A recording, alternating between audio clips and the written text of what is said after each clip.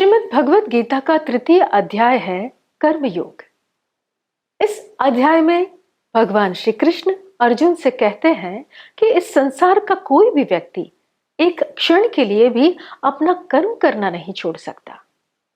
इस प्रकृति के अपने अंतर्निहित लक्षणों में बंधे सभी प्राणी किसी न किसी तरह से अपना नियत कर्म कर ही रहे हैं।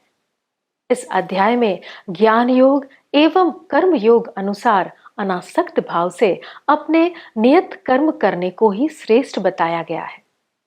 इस अध्याय में कर्मों की गहन चर्चा है, ज्ञानी और अज्ञानी के लक्षण बताए गए हैं और अनासक्त भाव से राग द्वेष से मुक्त होकर अपने कर्मों को, अपने नियत कर्मों को करने की प्रेरणा दी गई है। नमस्कार। आज हम तृतीय अध्याय जिसका नाम है कर्म योग, इनकी चर्चा करेंगे, उनके बारे में देखेंगे। और इससे पहले जो एपिसोड में हमने कहा था कि कर्म योग की चर्चा भगवान ने कर्मण्येवाधिकारस्ते श्लोक से शुरू कर दी थी और उसके पूरे भगवत गीता के अंदर ये जो कर्म है ना, उनकी बहुत डीपली भगवान ने चर्चा किया है। कौन से कर्म बंधन करने वाले हैं, कौन से कर्म मुक्ति देने वाले हैं, कर्म करे तो क्या करे, क्यों करे, कैसे करे, जो नहीं करना है वो क्यों नहीं करना है, जो करना है वो क्यों करना है, वो सारे प्रश्नों के समाधान भगवत गीता में पूरी जगह पे भगवान ने यहाँ सब बिखेर के रखे हैं। तो आज हम देखेंगे तृतीय अध्याय, जहां पे अर्जुन के प्रश्न से ये अध्याय शुरू होता है और 43 श्लोक्स इस अध्याय के अंदर है। और अर्जुन जो पहले प्रश्न करता है कि भाई मुझे संन्यास लेना है या फिर कर्म योग करना है, ऐसा प्रश्न अर्जुन करता है। और फिर भगवान पहले तीसरे चौथे श्लोक में बताते हैं कि भाई लोकेस्मिन द्विविधा निष्ठा पुरा प्रोक्ता मया नग ज्ञान योगेन सांख्यानाम कर्म योगेन योगिनाम। दो प्रकार की जीवन व्यवस्था हमने पहले से शुरू की हुई है। वहां से भगवान कहते हैं, उनके बाद ये थर्ड चैप्टर में एक बहुत इंपॉर्टेंट जो बात भगवान बताते हैं वो ये है 8वें श्लोक के अंदर, नियतम कुरु कर्मत्वम कर्म जायो या कर्मणः। नियतम कुरु मतलब हमारा जो स्वधर्म है, हमारा जो रोल है, हमारी जो भूमिका है, हम जगत के अंदर जिस रूप में जहां भी है वहां हमारी भूमिका होती है। और भगवान कहते हैं कि नियतम कर्म का मतलब होता है हमारी जो भूमिका है उसके मुताबिक ही हमें जीवन जीना है। ये नियत कर्म बहुत ही इंपॉर्टेंट वर्ड है। और नियत कर्म के बाद भगवान जो बताते हैं कि पूरे ब्रह्मांड के अंदर जितने भी तत्व हैं ना, वो सब अपने अपने नियत कर्म निरंतर करते रहते हैं। जैसे सूर्य भगवान को देखे, वो प्रकाश देता है, ऊर्जा देता है। कब से देखा है? हजारों सालों से वो ऐसा ही काम करते हैं। चंद्रमा अपनी जो ज्योति है, अपना जो किरण है, वहां से वनस्पति को पोषित करते हैं, तो वो अपना काम करते हैं। हवा अपना काम करती है, पृथ्वी अपना काम करते हैं, जल अपना काम करते हैं। सब पंच महाभूत अपना अपना नियत कर्म करते हैं। मनुष्य को स्वतंत्रता है कर्म की, कि चाहे वो अपना नियत कर्म करे या फिर न करे, अथवा तो और कुछ भी करे। जैसे कि है ना कि हमारा धर्म है, जैसे हम स्टूडेंट है, विद्यार्थी है, तो विद्यार्थी के रूप में हमारा जो नियत कर्म है पढ़ाई करना है, हमें पढ़ाई करना है। मगर मेरा मन नहीं, मैं पढ़ाई नहीं करूंगा, तो भगवान बोलते हैं ये नहीं चलेगा। जैसे माँ घर के अंदर है, जो रसोई बनाती है, पूरे घर को खिलाती है, अगर वो नियत कर्म नहीं करेगी तो घर कैसे चलेगा। पिताजी है, वो पैसे कमा के लाते हैं, अगर वो अपना नियत कर्म नहीं करेंगे तो घर कैसे चलेगा। तीसरे चैप्टर में भगवान यहां पर अलग अलग प्रकार के यज्ञ की चर्चा शुरू करते हैं, आगे जाके डेवलप करेंगे भगवान।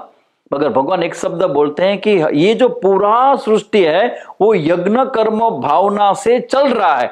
और मनुष्यों को भी अपनी जो स्वतंत्रता है उनको ध्यान में रख के, अपना प्रत्येक कर्म मेरे को ध्यान में रख के, भगवान को ध्यान में रख के, प्रकृति को ध्यान में रख के, ईश्वर को ध्यान में रख के वो कर्म करे। और कर्म अर्पण की भावना से करे, ये मेरा स्वधर्म है। स्वधर्म का जो सुंदर जो व्याख्या भगवान ने यहाँ पे दिया है वो हम सबको सोचना जैसा है कि स्वधर्म के बारे में बहुत लोग कुछ बोलते हैं, मगर भगवान के जो पर्टिकुलर वर्ड है, स्वधर्मे निधनम श्रेयः परधर्मो भयावहः। ये नियत कर्म स्वधर्म एक ही बात को दिखाता है कि हम जहां भी है हम अपना नियत कर्म कभी भी न छोड़े। हम जो भी करते हैं, जैसे मैं सन्यासी हूं तो मेरा धर्म क्या है, मेरे गुरुजी ने मुझे ज्ञान दिया और गुरुजी ने बोला कि आप दूसरे को ये ज्ञान दीजिए, तो ये मेरा स्वधर्म हुआ। एज ए सन्यासी समाज मुझे भोजन खिलाता है, मेरी सब व्यवस्था करता है, तो समाज को मुझे ज्ञान देना है। देखो ये जो स्वधर्म हुआ ना, ये स्वधर्म सबका होता है, चाहे वो वड़ा प्रधान हो या आपके घर में जो काम करने वाले लोग आते हैं उनका भी अपना स्वधर्म होता है। और आप सोचिए अगर कोई व्यक्ति स्वधर्म का पालन न करे तो सिस्टम बिगड़ेगा कि नहीं बिगड़ेगा।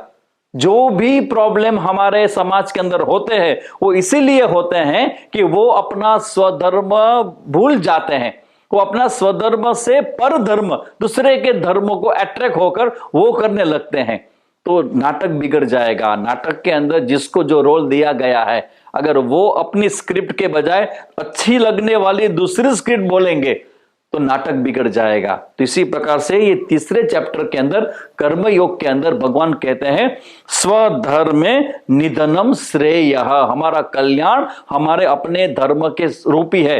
किसी का धर्म महान किसी का निकृष्ट ऐसा नहीं होता। कोई पारधी है, कोई कलाकार है, कोई राजा है, कोई सन्यासी है, अरे कोई शिक्षक है, सबको अपने अपने धर्म का पालन करना चाहिए। नरसिंह मेहता जो बोलते थे सब उस दिन भी मैंने कहा था, आपने अपना धर्म संभाळवा कर्मनो मर्म लेवु विचारी, मतलब अपने अपने जो धर्म है उनको याद रखकर जो भी हमें करना है अपने धर्म के मुताबिक करना है, तो आपका सलामती रहेगा। आपको प्रकृति की ओर से गिफ्ट मिलेगा और इस गिफ्ट का नाम है आंतरिक शांति। देखो इस समय सब लोगों के पास सब कुछ है, मगर जब आप शॉर्टकट लेते हो ना, किसी के घर से 1000 करोड़ रुपए निकलते हैं तो क्या लगता है क्या वो पैसा उनको शांति सलामती दे सकता है? और वही पैसे की वजह से आज वो जेल में बैठे हैं। पैसे शांति नहीं देता, व्यवस्थाएं शांति नहीं देती, वो तो सिर्फ व्यवस्थाएं हैं, कंफर्ट जोन क्रिएट करेंगे, मगर जो शांति होती है वो हमारे अपने कर्म से मिलती है। इसीलिए कहते हैं कि जो व्यक्ति अपने रास्ते पे चलता है सीधा तो उनको शांति स्वस्थता और सलामती उन्हीं को मिलता है। तो ये कर्मयोग के बारे में यहाँ पे हम लोगों ने चिंतन किया और आगे इसके बाद ज्ञान कर्म संन्यास योग और कर्म संन्यास योग की चर्चा हम नेक्स्ट एपिसोड में करेंगे। ओम तत्सत।